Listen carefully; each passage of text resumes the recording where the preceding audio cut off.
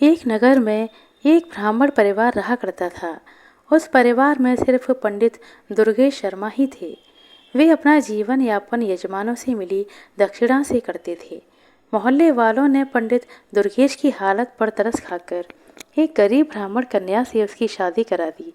पंडित दुर्गेश शर्मा की माता का देहांत उसी समय हो गया था जब पंडित मात्र 9 साल के थे और चौथी कक्षा में पढ़ते थे। पंडित जी के पिता श्री राम स्वरूप जी भी अच्छे ज्योतिषी थे और राज दरबार में अपनी सेवाएं देते थे। घरवाली की मृत्यु के बाद राम स्वरूप जी का मानसिक संतुलन बिगड़ सा जाने पर भी वह विचलित नहीं हुए। उन्होंने अपने बेटे दुर्गेश को चुना और लोगों के सुझाव और दबाव को दरकिनार करते हुए दूसरी शादी की बात को सिरे से नकार दिया। अब राम स्वरूप जी ने दरबार जाना भी बंद करके दुर्गेश की परवरिश पर अपना ध्यान लगाया। उन्होंने दुर्गेश का एक संस्कृत स्कूल में दाखिला करा दिया। धीरे धीरे राम स्वरूप जी ने अपना ज्योतिष का कार्य अपने पुत्र को सौंप दिया। साथ ही दुर्गेश को भी कर्मकांड, हवन, पूजा विधि के अलावा हस्तरेखा, भाग्य रेखा और अंक ज्योतिष की शिक्षा भी घर पर देते रहे। पढ़ाई पूरी करने तक दुर्गेश को राम स्वरूप जी ने अच्छे से पारंगत कर दिया था और अपने साथ काम पर भी ले जाने लगे थे। अब राम स्वरूप जी का जीवन अच्छे से कट रहा था। वे अब दुर्गेश की शादी के लिए एक सुशील कन्या की खोज करने लगे। लेकिन होता वही है जो विधि का विधान होता है। एक दिन काम से घर आते समय राम स्वरूप जी की दुर्घटना में मृत्यु हो गई। अब दुर्गेश पूरी तरह से टूट चुका था। माँ को तो बचपन में ही खो चुका था और अब पिता का साया भी सर से उठ गया था। लेकिन पड़ोसियों ने दुर्गेश को समझाने में कोई कसर नहीं छोड़ी। धीरे धीरे दुर्गेश अपने दुख को भूलने लगा और अपने काम पर ध्यान देने लगा। सुबह खाना बनाकर खाता और फिर काम पर चला जाता। शाम को वापसी के बाद आराम भी नहीं करता और आते ही खाना बनाने में जुट जाता। मोहल्ले वालों ने अपने प्रयासों से दुर्गेश की शादी एक गरीब ब्राह्मण कन्या से करा दी। अब दुर्गेश खुश था। उसे सुबह शाम बना हुआ खाना मिलता। उसकी पत्नी का नाम राजरानी था। राजरानी गरीब घर की जरूर थी, लेकिन वह गृह कार्य में दक्ष होने के साथ साथ सामाजिक प्रवृत्ति की महिला भी थी। उसके व्यवहार से सभी पड़ोसी खुश थे। वह उसके हर काम के लिए तैयार रहे थे। अब दुर्गेश का जीवन अच्छे से कट रहा था। थोड़े समय के बाद राजरानी गर्भवती हुई। जब राजरानी के प्रसव का समय आया तो दुर्गेश अपने पड़ोस की एक दाई को ले आया। समय पर राजरानी ने एक सुंदर लड़के को जन्म दिया। दुर्गेश ने एक नए कपड़े में उसे लपेट लिया और घर से चल पड़ा। कुछ समय के बाद वह गंगा के तट पर पहुंचा। दुर्गेश ने बच्चे को अपने दोनों हाथों में लेकर गंगा में 3 डुबकी लगाई। फिर दुर्गेश ने उसके सीधे कान में कोई मंत्र पढ़कर फूंक मारी और लड़के से दुर्गेश की बात होने लगी। दुर्गेश ने उस बच्चे से पूछा, बताओ, आप मेरे कर्जदार हो या मैं आपका कर्जदार हूँ, और मैं कितना कर्जदार हूँ? बच्चे ने कहा, मेरे 50 रुपये आपके ऊपर हैं, आपने दिए नहीं थे। आपके बच्चों ने भी आपका कर्ज नहीं चुकाया था। इतना सुनकर पंडित दुर्गेश ने उसे 50 रुपये दिए और बोला, आपका और मेरा हिसाब चुकता हुआ। तब बच्चे ने कहा, हाँ, हिसाब पूरा हुआ। यह बात सुनकर दुर्गेश ने कोई मंत्र पढ़ा और उसके उल्टे कान में फूंक मारी। उसे गंगा में प्रवाहित करके अपने घर चला गया। उसने राजरानी को यह कहकर समझा दिया कि उसका मेरे ऊपर कर्ज था। मैंने उसे चुकता करके वापस भेज दिया। मैं अगर ऐसा नहीं करता तो पता नहीं कब हमारे यहाँ से जाता। उस समय हमें बहुत दुख होता। राजरानी अपने पति दुर्गेश की बातों से पूर्णतः संतुष्ट थी। जब राजरानी दोबारा गर्भवती हुई और समय पर एक सुंदर से पुत्र को जन्म दिया तो दुर्गेश ने उसके साथ भी वही करना शुरू किया। वह बच्चे को एक सफ़ेद कपड़े में लेकर गंगा के घाट पर चल पड़ा। वहां पहुंचकर गंगा में घुस गया और बच्चे को गंगा जल में 3 डुबकी लगवाई। उसके सीधे कान में मंत्र पढ़कर फूंक मारी और बच्चे से बात की। पूछा, हाँ भाई, गंगा मैया के अंदर हैं हम, और तुम मुझे बताओ, मैं तुम्हारा कर्जदार हूँ या तुम मेरे कर्जदार हो, और कितने? तो बच्चे ने कहा, आपका मेरे ऊपर 100 रुपये का कर्ज बकाया है। अब दुर्गेश ने उससे कहा, देखो भाई, हम गंगा जी में खड़े हैं और वचन देते हैं कि हम आपको अपने कर्ज से मुक्त करते हैं। मेरा आपका हिसाब बराबर हुआ। उसने कहा, ठीक है। तो बच्चे ने कहा, जब आप वचन दे रहे हैं तो ठीक है। इतना सुनकर दुर्गेश ने उसके उल्टे कान में फूंक मारी और बच्चे को पूर्व अवस्था में उसको गंगा जी में प्रवाहित कर दिया। यह सब करके वह वापस अपने घर पहुंचा और पत्नी राजरानी से बोला, मुझे खाली हाथ देखकर बच्चे के बारे में जानने की आपकी इच्छा तो होगी। तो सुनो, उस पर हमारे 100 रुपए का कर्जा था, तो हमने उसे गंगा पर वचन दे दिया और कर्जे से मुक्त कर दिया। हम नहीं चाहते थे कि आगे चलकर वह हमें तड़पा कर जाए। राज रानी ने पूछा, ऐसा कैसे? दुर्गेश कहने लगा, जब से तुम मेरे घर में आई हो, तुमने देखा ही है कि पंडिताई करके जो भी कुछ मिलता है उससे बचत नाम मात्र ही होती है, पर होती तो है। सो वह हमारे 100 रुपए जल्दी ही चुका कर हमें सुला कर चला जाता। हम आजीवन उसी दुख में जीते रहते। जब हमने उससे ऋण चुकाकर भेज दिया और अभी मुंह भी नहीं था, तो दुख कैसा। दुर्गेश की बातों को सुनकर राजरानी चुप हो गई। उसके पास उस समय कोई और विकल्प भी नहीं था। फिर भी राजरानी बहुत दुखी थी। वह अपनी व्यथा किसी से नहीं कह सकती थी, लेकिन अंदर ही अंदर टूट रही थी। अब वह पहले जैसी हंसमुख नहीं रही। उसका कमल सा चेहरा मुरझाने लगा था। सामाजिक होने के कारण लोगों को उसकी चिंता हुई। एक दिन एक बुढ़िया ने, जो उसकी पड़ोसिन थी, कारण जानना चाहा।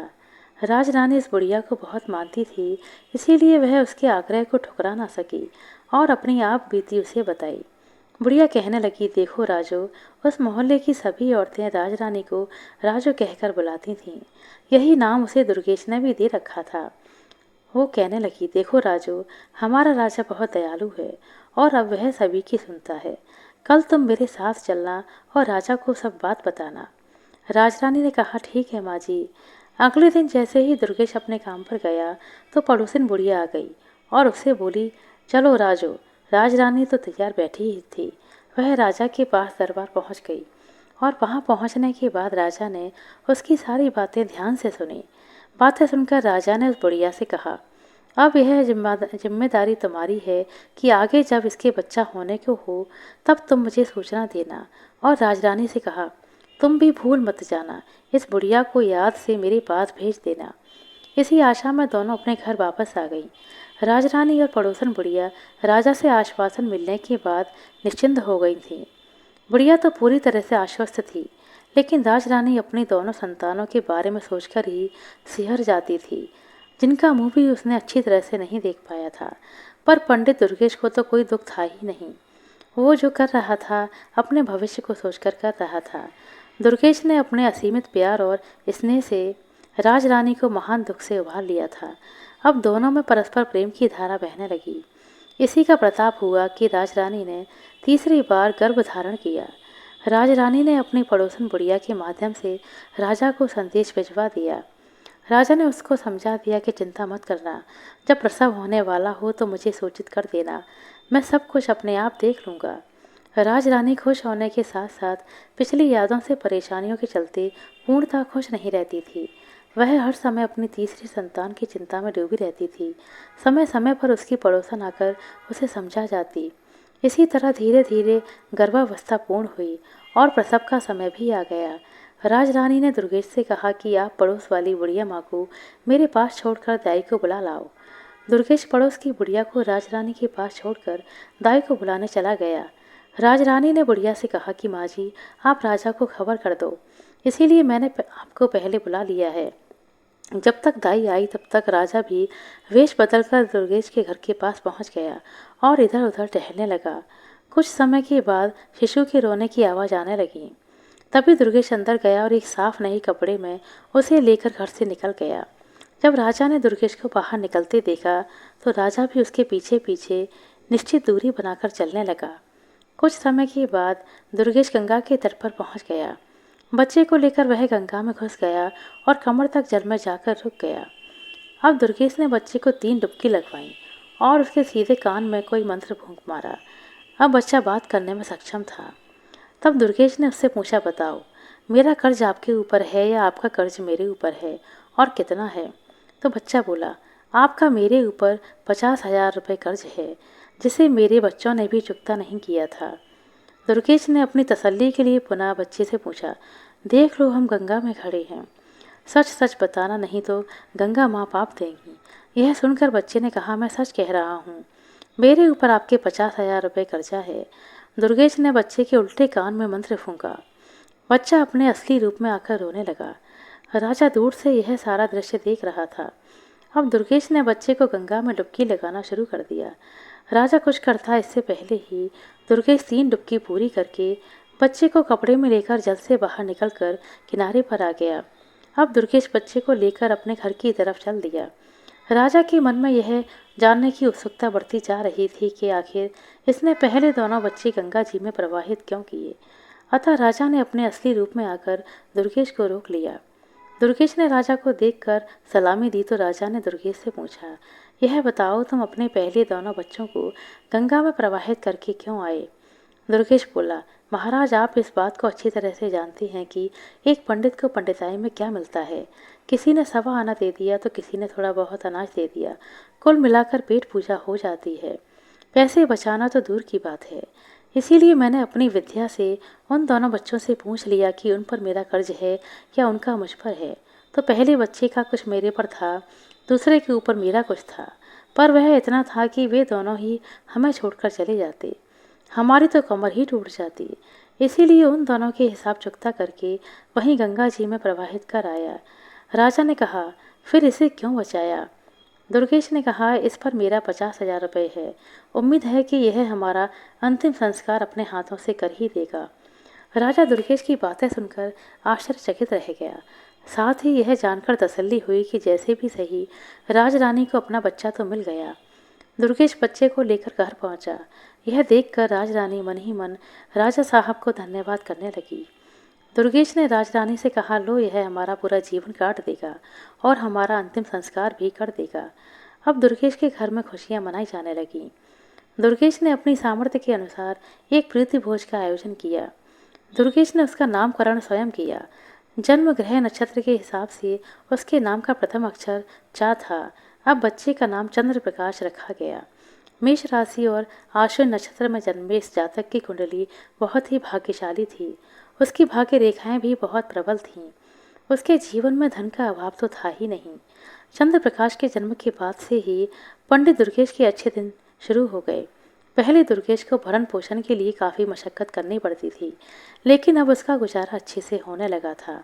उसकी पंडिताई अच्छे से चल रही थी। धीरे धीरे चंद्र प्रकाश भी चंद्रकलाओं की तरह दिन दुगुना रात चौगुना बढ़ने लगा।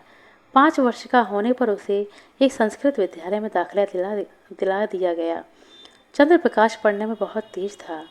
दुर्गेश शाम के समय अपना 1 घंटा बेटे को ज्योतिष विद्या सिखाने में लगा देते।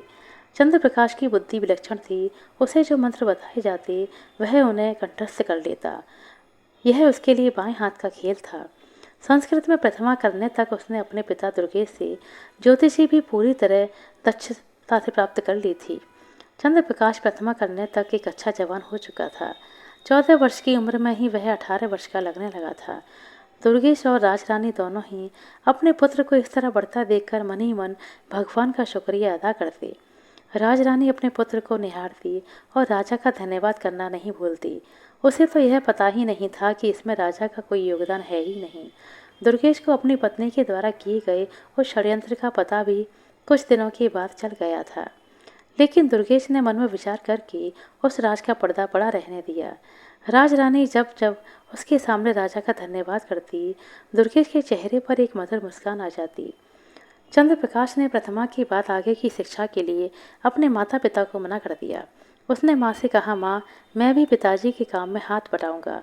माँ ने कहा, बेटा अभी तेरी उम्र ही क्या है, खेलो खाओ और आगे दुनियादारी को समझने की कोशिश करो।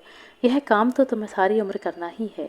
इस पर चंद्र प्रकाश ने कहा, माँ मुझे पंडिताई करनी है तो बाद में क्यों, अभी से क्यों नहीं। विद्या तो कोई भी हो उसे जितना उपयोग करेंगी उसमें उतनी ही वृद्धि होगी। तो माँ कल पूर्णमासी का दिन है और मैं भी कल से काम पर जाऊंगा। राजरानी मन ही मन बहुत खुश हो रही थी। चलो अब उसके घर में 2 काम करने वाले व्यक्ति हो गए। थोड़ा पैसा इकट्ठा करके हम अपने चंद्र प्रकाश की शादी कर लेंगे और मज़े से उसकी दुनिया में रम जाएंगे। मन में ऐसा विचार करके वह सो गई कि चलो सुबह जल्दी उठकर दोनों के लिए खाना भी तो बनाना है। रात को राजरानी को नींद नहीं आई। वह सोचने में ही करवट बदलते बदलते परेशान हो गई। सुबह जल्दी ही जग के रसोई का काम निपटाकर स्नान ध्यान करने के बाद खाना बना दिया और अब निश्चिंत होकर चारपाई पर लेट गई। वह सारी रात सो नहीं पाई थी, अतः जिस निश्चिंतता के साथ वह लेटी थी उसे जल्दी ही नींद आ गई। सुबह दुर्गेश जब अपने समय पर उठा तो उसने देखा कि श्रीमती जी सो रही हैं, तो किसी अनहोनी की चिंता में डूब गए और सबसे पहले उसे जगाकर पूछा, अरे ओ भाग्यवान, तबीयत तो ठीक है तुम्हारी? कहते हुए उसके माथे को छूकर देखा। तब तक राजरानी ने कहा, मेरी तबीयत बिल्कुल ठीक है, थोड़ा जल्दी उठ गई थी, सो काम धाम करके लेट गई और नींद आ गई। आप अपने नित्य कर्म करो, खाना तैयार है। इतने में चंद्र प्रकाश भी जाग गया और नित्य कर्म करने लगा। दोनों पिता पुत्र तैयार होकर आ गए। राजरानी दोनों की आसन लगाकर उन्हें खाना परोसने लगी। दोनों ने खाना खाया और दोपहर का खाना साथ में लेकर अपने अपने काम पर चल दिए। चंद्र प्रकाश का पहला दिन था, तो उसे कोई भी यजमान ऐसा नहीं मिला जो उसकी सेवा उसे दे सके। धीरे धीरे शाम होने को आई। चंद्र प्रकाश उदास मन से घर के लिए रवाना हुआ। थके कदमों से वह घर की तरफ जा रहा था। अचानक उसके मुंह पर गरम गरम पानी की कुछ बूंदें गिरी। उसने अपनी नज़र ऊपर उठाई तो देखा, एक बहुत ही खूबसूरत स्त्री अपनी आंखों से आंसू बहा रही थी। उसी के आंसुओं की बूंदें चंद्र प्रकाश के ऊपर गिरी थीं। चंद्र प्रकाश रुक गया और पूछने लगा, बहन आपको क्या दुख है? मुझे बताओ, हो सकता है कि मैं आपकी कोई सहायता कर सकूं। ऊपर से उस स्त्री ने देखा, एक नौजवान लड़का तिलक छापे, राम नाम की पीताम्बर डाले नीचे खड़ा है। वह बहुत बड़ा पंडित लग रहा था। उसे देखकर ऐसा लग रहा था मानो अभी अभी काशी से आ रहा हो। उस स्त्री ने कहा, तेरे जैसे कितने आए और कितने ठगी करके चले गए। मेरा तो विश्वास उठ गया है तुम्हारे जैसे ढोंगी पंडितों से। इतना सुनकर चंद्र प्रकाश बहुत ही विचलित हुआ और मन में विचार किया कि मुझे इस महिला से कुछ ना मिले, फिर भी मैं इसकी परेशानी का कारण अवश्य जानकर रहूँगा और उसका समाधान भी करूँगा। उधर महिला ने कहा कि मैं तुम्हें कोई पैसा या दक्षिणा देने वाली नहीं हूँ। चंद्र प्रकाश ने कहा, बहन जी तुम नीचे तो आओ, अपना हाथ दिखाओ, बताओ क्या समस्या है। वह स्त्री नीचे आई और कहने लगी, सुनो, मैं पहले ही तुम्हें बता देती हूँ, मैं तुम्हें कोई दान दक्षिणा देने वाली नहीं हूँ। बाद में तुम दक्षिणा के नाम पर मुझे ठगना चाहोगे। चंद्र प्रकाश ने कहा, बहन मैं कोई ढोंगी पंडित नहीं, इसी शहर का निवासी पंडित दुर्गेश शर्मा जी का पुत्र चंद्र प्रकाश हूँ। हनुमान मोहल्ले में रहता हूँ। इससे ज़्यादा अपना कोई सबूत नहीं दे सकता। हाँ, दूसरी बात, मैं आपका रोना देखकर दुखी हुआ, इसीलिए पूछ लिया।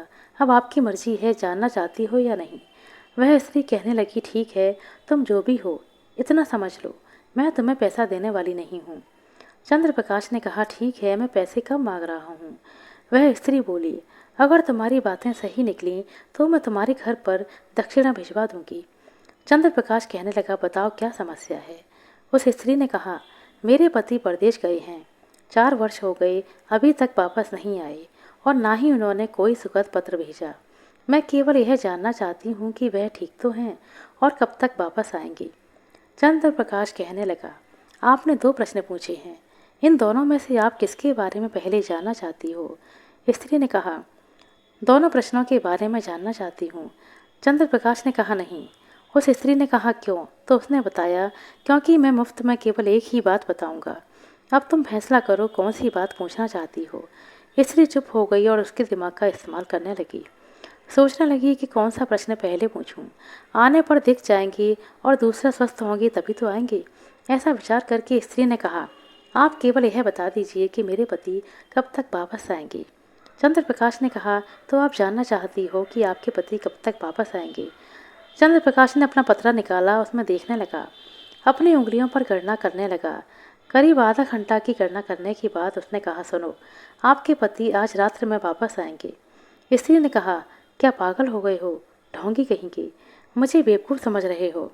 चंद्र प्रकाश ने कहा, वो कैसे? स्त्री बोली, पैसों का लालच होगा। चंद्र प्रकाश ने कहा, बहन जी, जब मैंने कह दिया कि मैं मुफ्त में ही सवाल बताऊंगा, फिर आप कैसी बातें कर रही हो। स्त्री कहने लगी, अभी तक तो किसी ने कुछ भी नहीं बताया। चंद्र प्रकाश बोला, बहन मैं ज्योतिषी हूँ, ठग नहीं हूँ। अब तक आपका ठगों से पाला पड़ा होगा। मैं अपनी विद्या के अनुसार बता रहा हूँ कि आपके पति रात्रि के 12 बजे वापस आ जाएंगे। वह स्त्री बोली, आप सही कह रहे हैं, मेरे साथ ठगी हो चुकी है, इसीलिए अब मैं किसी और पर विश्वास नहीं कर सकती और किसी को पैसे पहले नहीं देना चाहती। चंद्र प्रकाश ने कहा, बहन मैंने तो पहले ही कहा था कि मुफ्त का मतलब मुफ्त। अगर आपको सही लगे तो मेरी दक्षिणा जो उचित समझें भिजवा देना। उसने कहा, अच्छा ज्योतिषी जी, तो आप कह रहे हैं कि हमारे पति आज रात में वापस आ जाएंगे।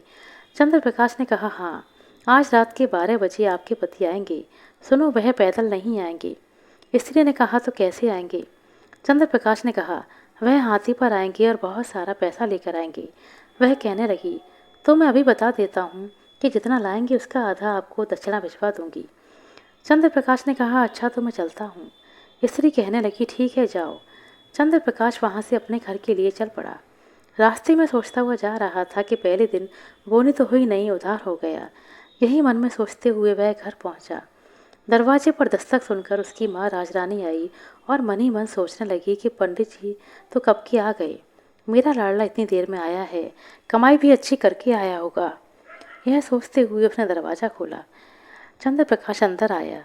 राजरानी ने गुनगुना पानी लाकर उसे दिया और कहने लगी, लो बेटा, हाथ मुँह धो लो, थके आ रहे आए होगे, खाना खा लो।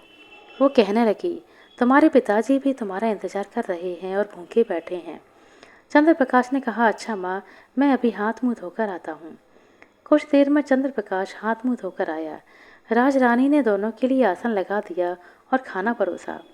तभी राजरानी ने पूछा, बेटे कैसा रहा तुम्हारा आज का दिन? चंद्र प्रकाश कहने लगा, माँ बस बोनी तो हो गई लेकिन उधार। माँ बोली, तभी तो कहती हूँ अभी खेल कूद ले, अभी तो तेरे पिताजी कमा ही रहे हैं, लेकिन तूने भी जिद कर ली, सारा दिन ऐसे ही भटकता रहा। चल, उधार किया तो उसका क्या पता आया या नहीं आया। इन्हीं बातों के चलते खाना हो गया और राजरानी ने अपनी थाली ली और भोजन करने बैठ गई। उधर वो स्त्री पति के आने की बातें सुनकर खुश हो रही थी। उसने अपने पति के लिए कई तरह के व्यंजन बनाकर तैयार किए और अपने बिस्तर पर लेटकर पति का इंतजार करने लगी। तभी घड़ी की घंटी बजने लगी। उस स्त्री ने उसे गिनना शुरू कर दिया। अभी 8 बजे थे। वो कहने लगी, अरे अभी तो 8 ही बजे हैं, अभी तो 4 घंटे बाकी हैं। लेटे लेटे उसके मन में बहुत सारी बातें घूम रही थीं। वो सोच रही थी, कहीं वो ज्योतिषी ढोंगी तो नहीं था। फिर खुद ही जवाब दे देती, नहीं नहीं, वो ढोंगी नहीं था, उसने कोई पैसा भी नहीं लिया, फिर वो झूठ क्यों बोलेगा। कभी मन में विचार करती कि कहीं ऐसा तो नहीं कि वह कोई बदमाश हो और रात के अंधेरे में ठीक 12 बजे आकर मुझे लूटने आ जाए। इन्हीं विचारों में घड़ी के आधे घंटे की एक घंटी बज गई। वह बोली, अभी 8:30 बजे हैं। यह सर्दी की रात भी ना जाने इतनी लंबी क्यों होती है। उठकर खड़ी हुई और पानी पीकर अपना गला तर कर लिया। सर्दी में भी उसका गला फालतू की बातें सोचकर सूख रहा था। वह पानी पीकर बालकनी में चहलकदमी करने लगी। इतने में घड़ी की घंटी फिर से बजी। वह गिनती गिनने लगी, फिर वह पलंग पर जाकर लेट गई। कहने लगी, यह इंतजार की घड़ियाँ कितनी लंबी हो रही हैं। इस बार वह सोच रही थी कि यदि वास्तव में वह ज्योतिषी है और उसकी बात सही है, तो मैं पहले अपने पति को उसके घर भेजकर कमाई हुए धन का आधा हिस्सा दक्षिणा में दूंगी। यही सोचकर उसे नींद आने लगी और वह सो गई। जब उसकी नींद खुली तो परेशान हो गई। बाहर बालकनी में आ गई, लेकिन ठंडा मौसम देखकर अंदर चली गई। पढ़ी लिखी तो थी नहीं, घड़ी देखना भी नहीं जानती थी, इसीलिए उसके पति न जाने कितने बजे आएंगे। अभी वह पलंग पर बैठी ही थी कि घड़ी की घंटी बजी। वह गिनने लगी, जिसमें कि 11 बजे थे।